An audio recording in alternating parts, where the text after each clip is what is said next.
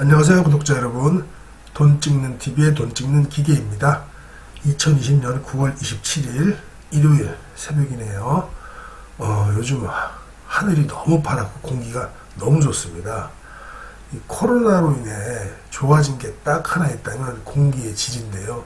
마스크를 쓰고 다녀야 되니까 참 슬프긴 하네요.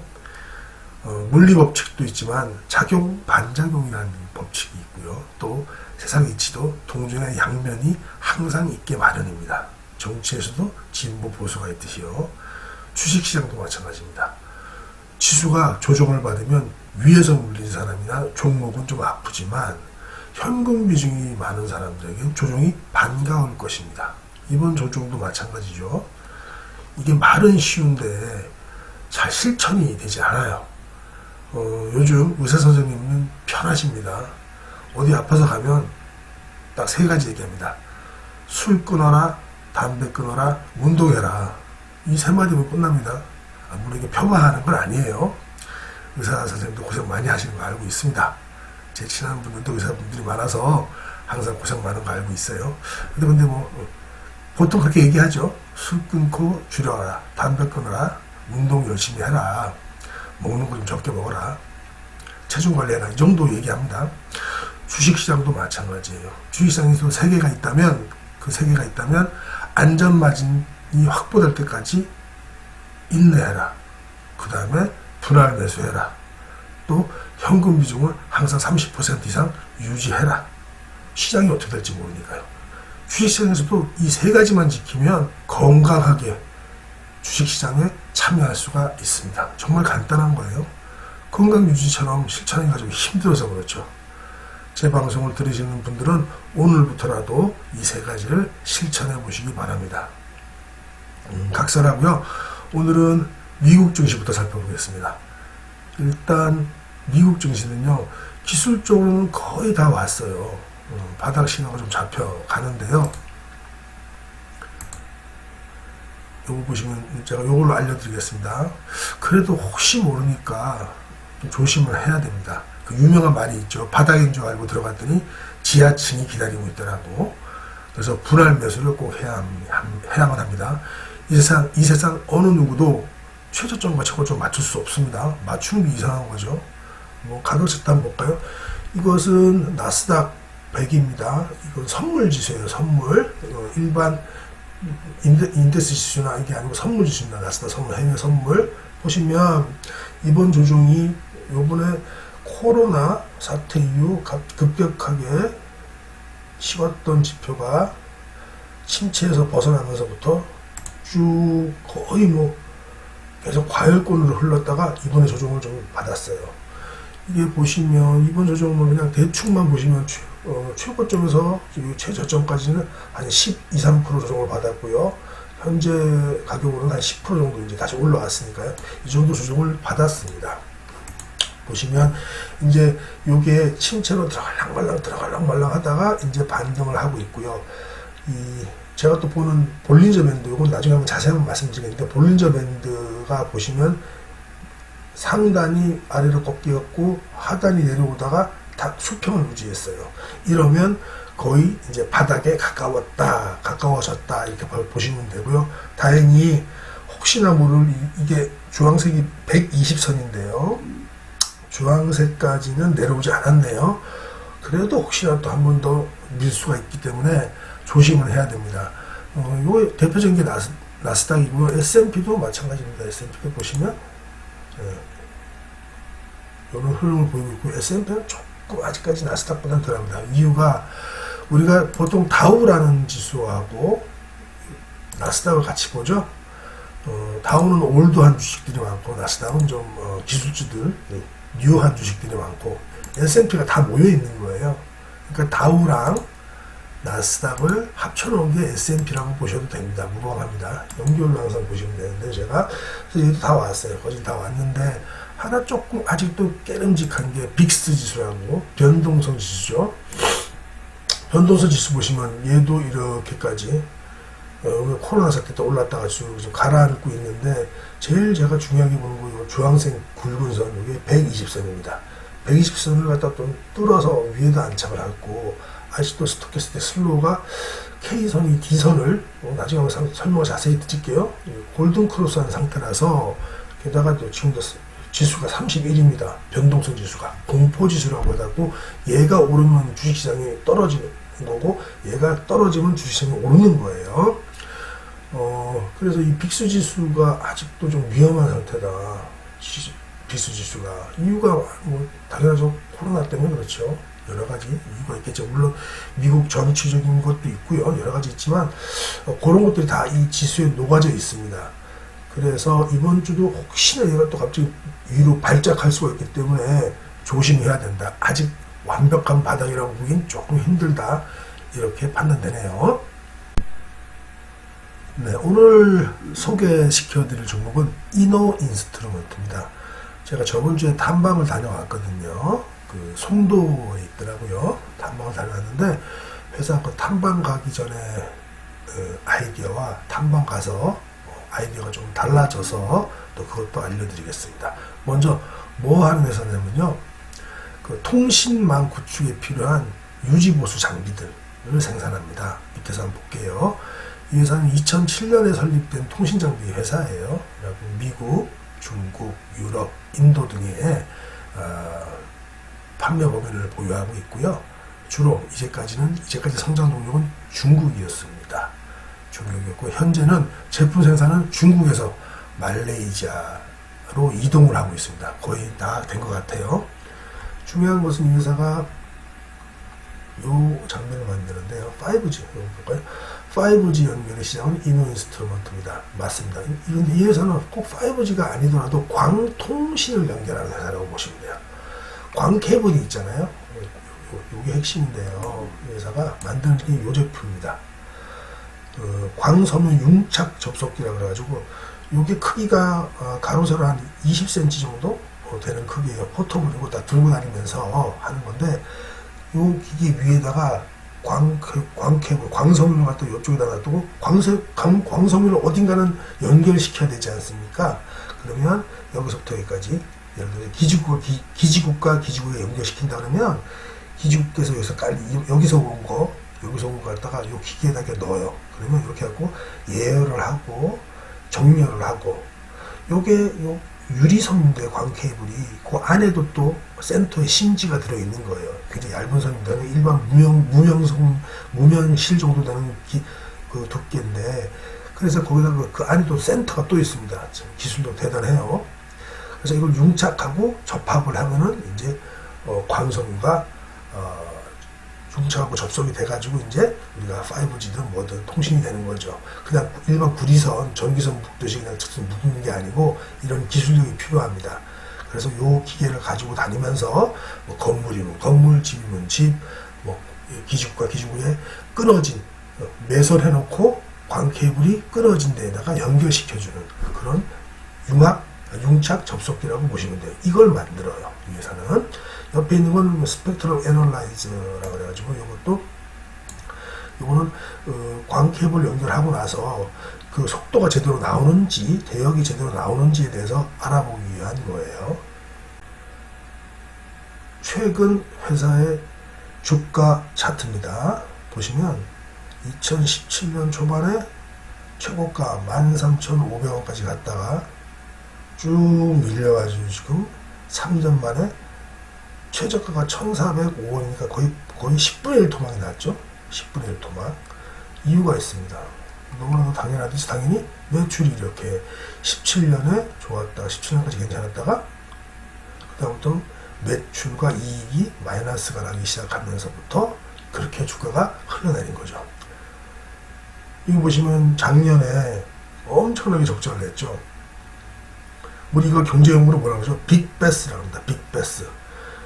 직역을 하면 큰 목욕이라는 소리죠. 쉽게 말해서 완전히 대청소한 겁니다. 때를 싹 완전히 벗겨낸 거죠. 새로운 경영진이 교체가 되면 경영진으로 교체가 되면서 하는 게 빅베스죠. 이 회사도 IR 내내 강조하시던 것은 IR 담당자분께서 굉장히 친절하게 저희는 2시간 동안 IR을 질문이 많아서 저랑 같이 가시는 분들도 질문이 많아서 2시간 동안 그 대화를 나눴는데 항상 강조하던 거, 제 기억은 한 대여섯 번 계속 강조하시던 것이 이번에 크게 작년에 빅베스를 했고 경영진도 바꾸고 한마디로 쉽게 말해서 마른 수건이라도 짰다 이런 식의 그 어필을 하시더라고요. 그래서 올해가 그 턴 올라운드의 원년이 되지 않을까 싶어요. 실제로도 그렇고요. 여기 보시면 2분기부터 조금씩 흑자되기 시작했습니다. 네, IR북에서도 보이시지만 2019년 지나고 2020년부터 이제 이렇게 1분기, 2분기 보시면 이렇게 매출 추이가 늘어나면서 영업이익도 여기서부터 1분기까지는 적자를 냈다가 2분기부터는 흑자를 내기 시작하는 기조가 되었다 이겁니다. 이게 하반기 코로나로 인한 변동성을 최소화해야 되겠지만요. 이 표를 보시면 2020년 올해 목표가 매출액 450억에 영업이익 30억인데요.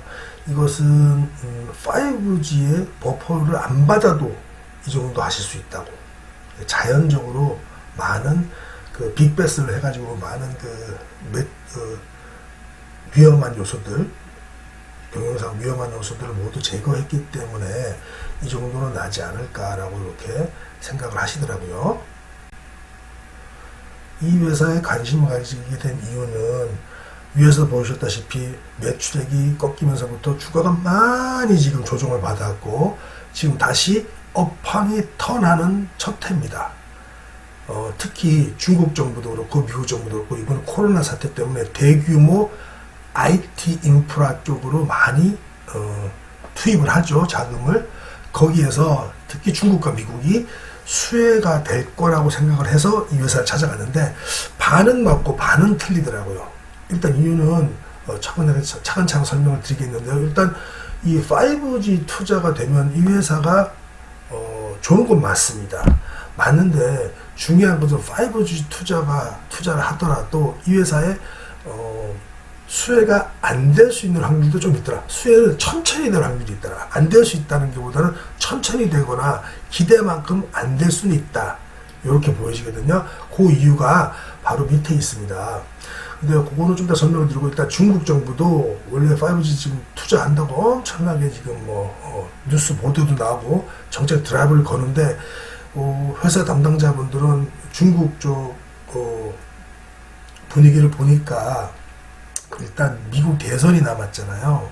미국 대선하고 대선이 누가 됐느냐에 따라서 이 정책 집행이 좀 달라질 것 같아서 주춤하고 있는 그런 상태라고 하네요. 미국도 마찬가지입니다. 미국도 지금 엄청나게 5G 인프라 구축하겠다고 지금 크게 얘기했죠. 특히 T-모바일하고 스프린트라는 회사가 합병한 거 아시죠? 그래가지고 이 회사들이 합병하는 조건 자체가 뭐였냐면 승인 조건 자체가 뭐였냐면 3년 내에 미국 인구의 97%입니다. 그리고 6년 내에는 99%가 5G를 사용할 수 있도록 니들이 해라 이런 조건으로 T-모바일과 스프린트를 합병을 시켜놨어요. 승인을 시켜준 거죠.